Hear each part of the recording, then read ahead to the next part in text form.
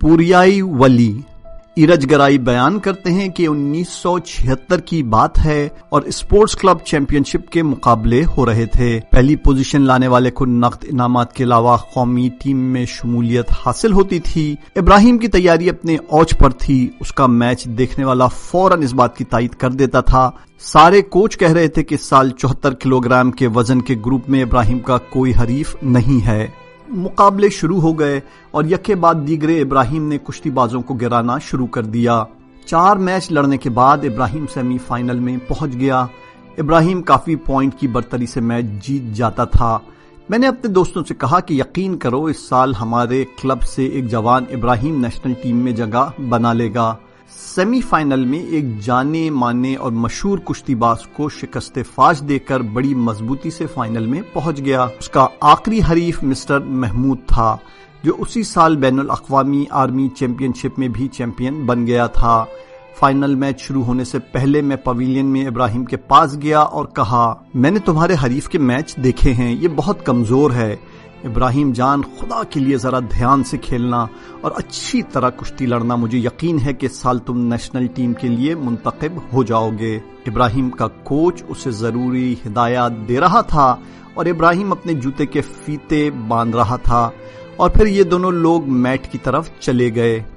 میں جلدی سے دوڑ کر تماشائیوں میں بیٹھ گیا اور ابراہیم فرش پر چڑھ گیا۔ اس کے ساتھ ہی ابراہیم کا حریف بھی داخل ہوا لیکن ریفری ابھی تک نہیں آیا تھا۔ ابراہیم آگے بڑھا اور مسکراہٹ کے ساتھ اپنے حریف کو سلام کیا اور ہاتھ ملایا۔ اس کے حریف نے اس سے کچھ کہا جو میری سمجھ میں نہیں آیا، لیکن ابراہیم نے اپنے سر کو ہاں میں ہلایا اور پھر اس کے حریف نے ہال کی گیلری میں بیٹھے ہوئے تماشائیوں کے درمیان کسی طرف اشارہ کیا۔ میں بھی پیچھے کی طرف مڑا اور دیکھا کہ ایک بوڑھی عورت ہاتھ میں تسبیح لیے اوپر والے چبوترے پر اکیلے بیٹھی ہوئی ہے۔ میں یہ تو نہیں سمجھ سکا کہ انہوں نے کیا کہا اور کیا کیا، لیکن ابراہیم نے بڑی بری طرح کشتی شروع کر دی۔ وہ صرف دفاع کر رہا تھا اور بیچارہ ابراہیم کا کوچ اس قدر چلاتا اور ہدایتیں دے رہا تھا کہ اس کا گلا سوکھ گیا اور آواز بیٹھ گئی، جیسے کہ ابراہیم کوچ کی چیخیں اور میرا شور سن ہی نہیں رہا تھا اور صرف اپنا وقت ضائع کر رہا تھا۔ ابراہیم کے حریف نے، جو کہ پہلے ہی بہت سہما ہوا تھا، جرأت پیدا کر کے حملے کرنا شروع کیے اور ابراہیم بھی بڑی بے فکری سے دفاع کرنے میں مصروف تھا۔ ریفری نے پہلی وارننگ اور پھر دوسری وارننگ بھی ابراہیم کو دے دی اور آخر کار ابراہیم ہار گیا اور اس کا حریف 74 کلو وزن پر چیمپئن بن گیا۔ جب ریفری ابراہیم کا ہاتھ اوپر کر رہا تھا تو ابراہیم اتنا خوش تھا جیسے کہ وہ خود ہی چیمپئن بن گیا ہو۔ اس کے بعد دونوں کشتی بازوں نے ایک دوسرے کو گلے لگا لیا۔ ابراہیم کا حریف، جو کہ خوشی سے زور زور سے رو رہا تھا، نیچے کی طرف جھکا اور ابراہیم کے ہاتھ چومے۔ اب دونوں کشتی باز ہال سے باہر آ رہے تھے۔ میں نے چبوترے سے نیچے چھلانگ ماری اور بڑے غصے میں ابراہیم کے پاس آ کر چلایا اور کہا، ارے او عقل مند انسان، یہ کیسی کشتی تھی؟ اس کے بعد میں نے غصے میں ابراہیم کے بازو پہ ایک زور سے گھوسا مارتے ہوئے کہا، تمہیں کشتی نہیں لڑنی ہوتی ہے تو پہلے ہی کہہ دیا کرو اور ہمارا بھی وقت ضائع مت کیا کرو۔ ابراہیم نے بڑے آرام سے ہمیشہ کی طرح مسکراتے ہوئے کہا، زیادہ لالچی مت بنو بھائی۔ اس کے بعد فوراً آ گیا اور اپنے کپڑے بدلے اور اپنا سر جھکا کر چلا گیا۔ میں غصے کے مارے در و دیوار پر گھوسے مار رہا تھا، ایک کونے میں بیٹھا اور تقریباً آدھے گھنٹے کے بعد جب ذرا سکون ملا تو اٹھ کر چل دیا۔ اسٹیڈیم کے دروازے پر اب بھی بھیڑ تھی اور ابراہیم کا حریف اپنی ماں، رشتہ داروں اور دوستوں کے ساتھ کھڑا تھا۔ یہ سبھی لوگ خوش تھے۔ اچانک اس شخص نے مجھے بلایا اور میں نے واپس پلٹ کر بڑے غصے میں کہا، جی۔ وہ میرے پاس آیا اور کہا، تم ابراہیم کے ساتھی ہو، ٹھیک؟ میں نے غصے میں کہا، بولیے۔ اس آدمی نے بغیر کسی مقدمے کے کہا، بھائی تمہارا دوست بڑا دل والا ہے، کیا انسانیت ہے اس میں۔ میں نے میچ سے پہلے ابراہیم سے کہا کہ مجھے اس بات میں کوئی شک نہیں کہ میں تم سے ہار جاؤں گا، لیکن بھائی ذرا